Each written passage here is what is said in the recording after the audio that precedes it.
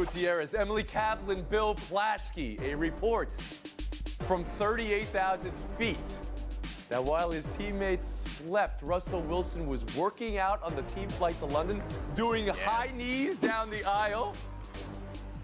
And a Skycam conspiracy theory. Let's go. Take a shot. Get it in where you can, Tony. You know that. Everyone's doing high knees down the aisle. The new kind of turbulence.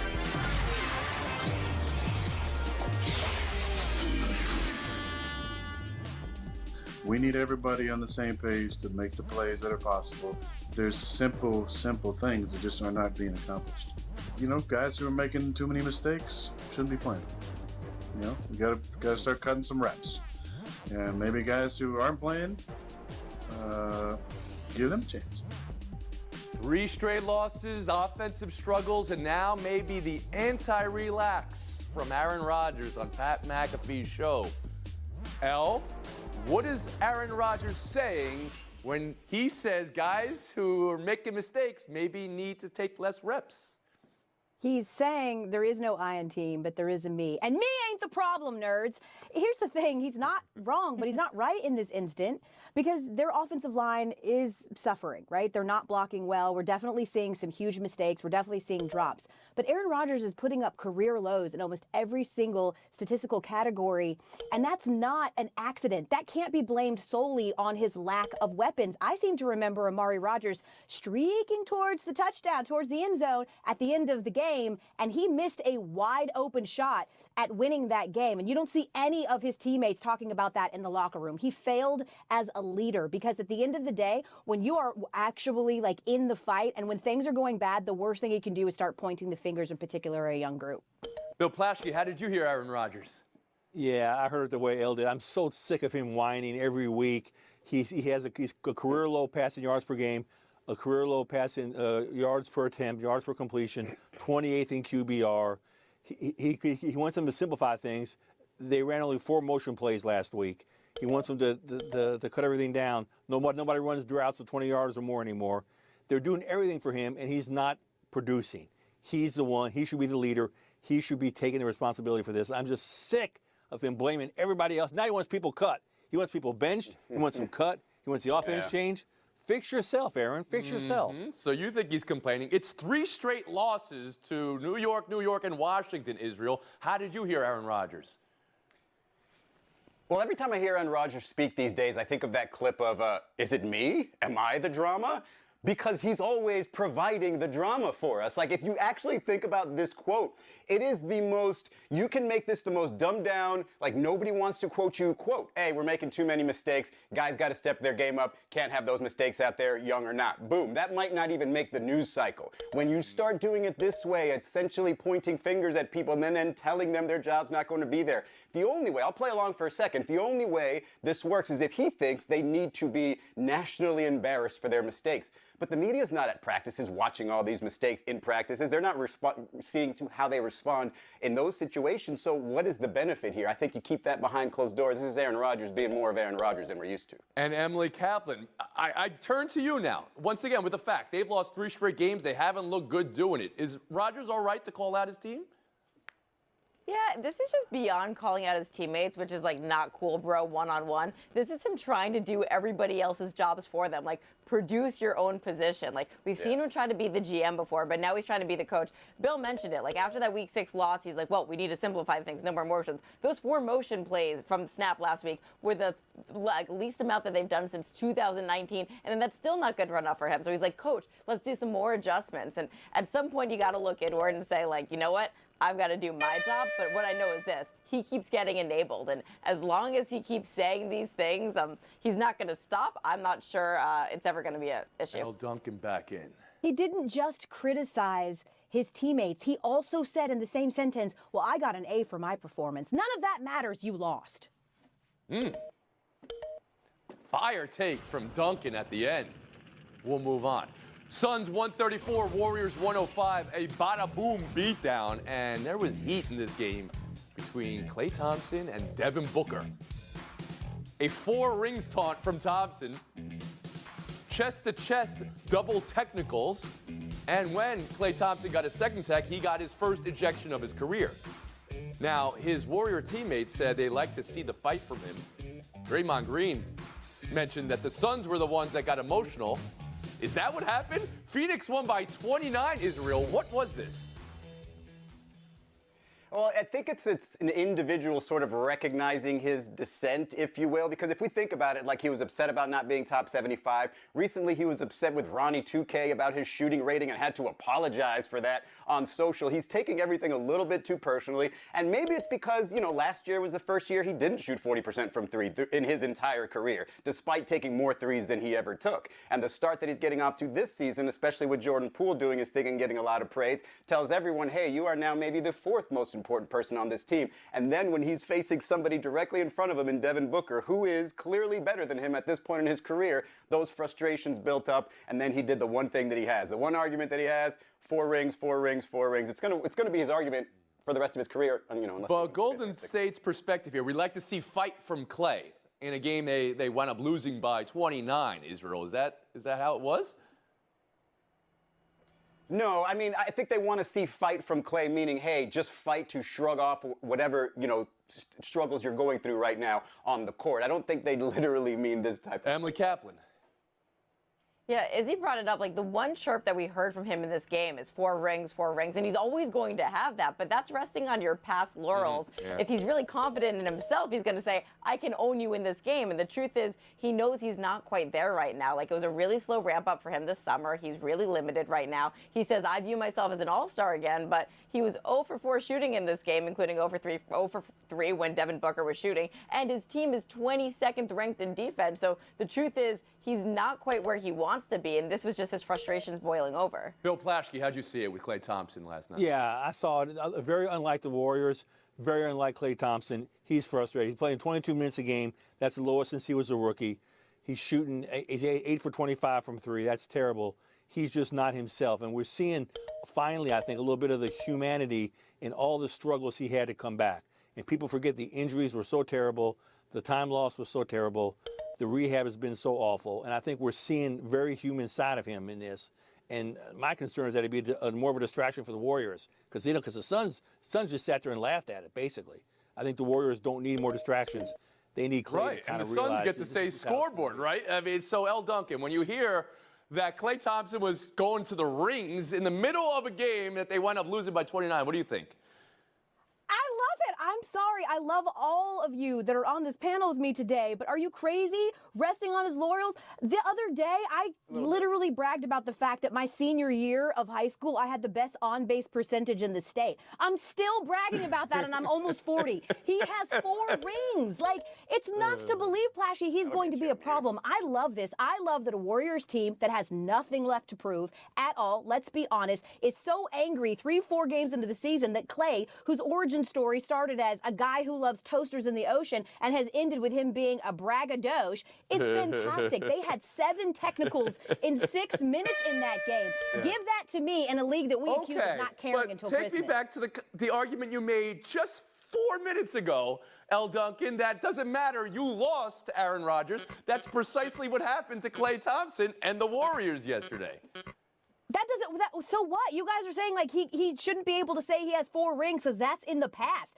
It's absolutely a fact. He is frustrated because, yes, he wants to play more because he has not been able to get back to where he was just a few years ago. The score in this game was 34-2. 34-2, Booker to Thompson. It's 4 games into the season, Tony. A 17-game season is very different than an 82-game season, This reminded me of a moment in NBA history. It was a great matchup, Larry Bird versus Dr. J. They actually brawled on the floor. And the final quote from Larry Bird was 42-6, Doc, because that's what Larry outscored Dr. J.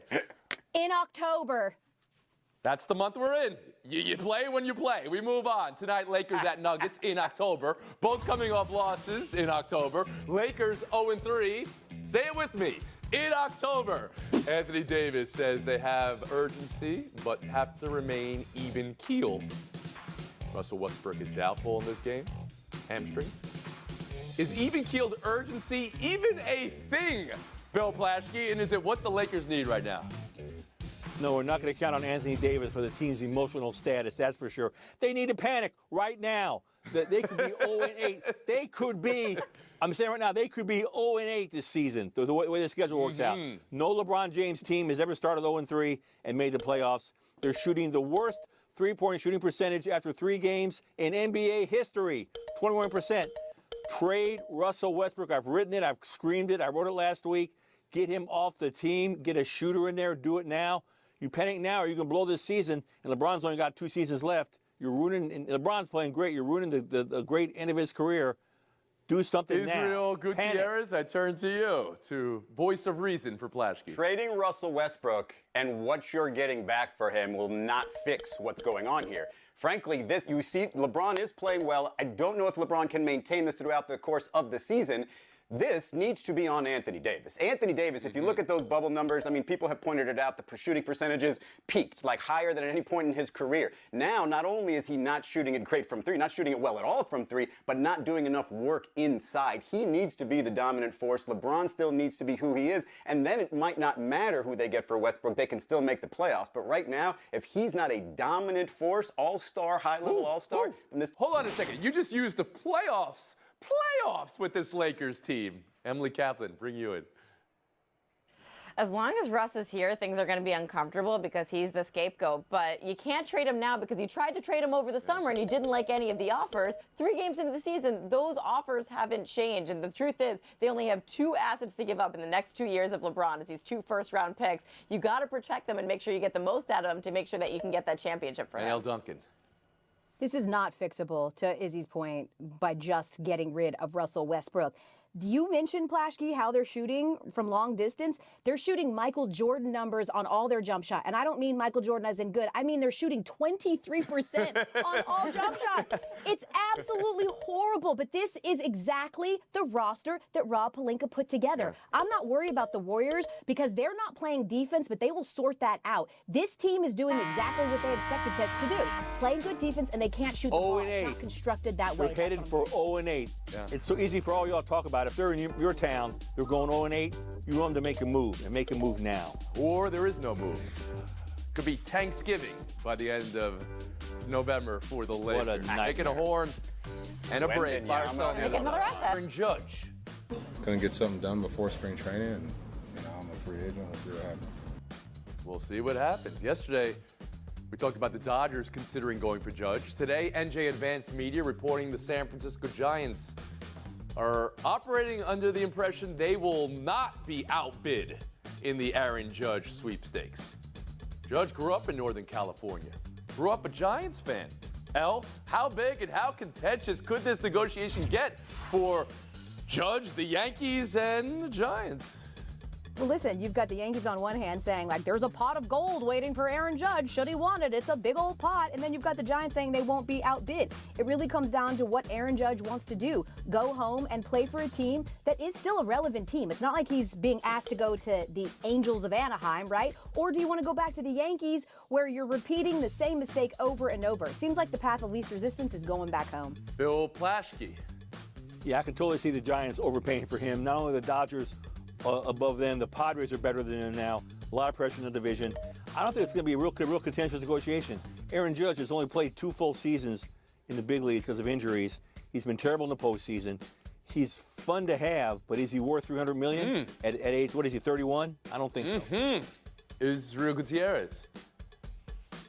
Yeah, how contentious it is, I think, depends on what the Yankees decide to do and how hard they decide to go in on this, because it sounds like the Giants either know one of 2 things, that what the ceiling is for other teams to bid on him, or they've just decided regardless of the number he means that much to our franchise, we're just going to outbid anybody. And if those are true, then it's probably not going to be very contentious. They'll just keep raising the number until he signs in San Francisco. My wonder here as we bring in Emily Kaplan is, does he mean more to the Yankees or does he mean more to the Giants? Is he worth more to the Yankees? Is he worth more to the Giants?